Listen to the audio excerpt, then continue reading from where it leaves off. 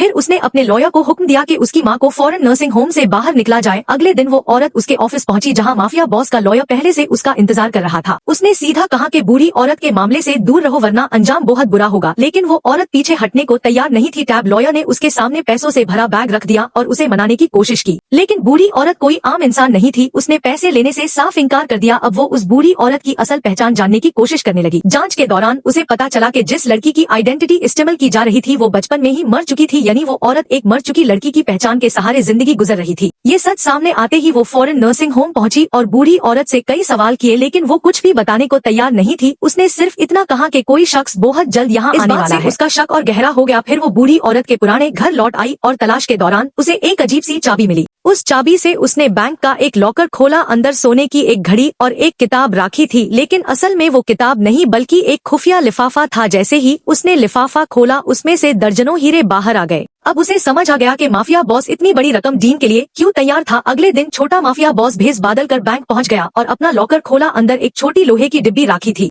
डिब्बी के अंदर उसे एक और चाबी मिली, लेकिन जब उसने उस चाबी को देखा तो वो गुस्से से आग बबूला हो गया। फिर उसने उस औरत के खिलाफ मुकदमा कर दिया, लेकिन अदालत ने मामला खारिज कर दिया। वजह ये थी कि बूढ़ी औरत के साथ कभी कोई कानूनी समझौता हुआ ही नहीं था। एक बार फिर वो औरत जीत गई। अब माफिया बॉस को समझ आ गया कि बातों से कुछ हासिल नहीं होगा। उसने अपने आदमियों को नर्सिंग होम भेजा। वो लोग बहाना बनाकर अंदर घुस गए और स्टाफ को धमकने लगे। फिर वो बूढ़ी औरत का कमरा ढूंढने लगे, लेकिन जब उन्होंने दरवाजा तोड़ा तो अंदर कोई भी नहीं था। तभी पूरे नर्सिंग होम में अलार्म बज उठा और सिक्योरिटी गार्ड्स ने अनलॉग ऑन पर हमला कर दिया। इसी वक्त बूढ़ी औरत बाथरूम से बाहर निकली। माफिया के लोग यूज पकड़कर भागने लगे। तभी वो चालक औरत भी वहां पहुंच गई। जैसे ही वो लोग बाहर निकले अचानक उन पर हमला हो गया। इसी वक्त पुलिस भी वहां पहुंची।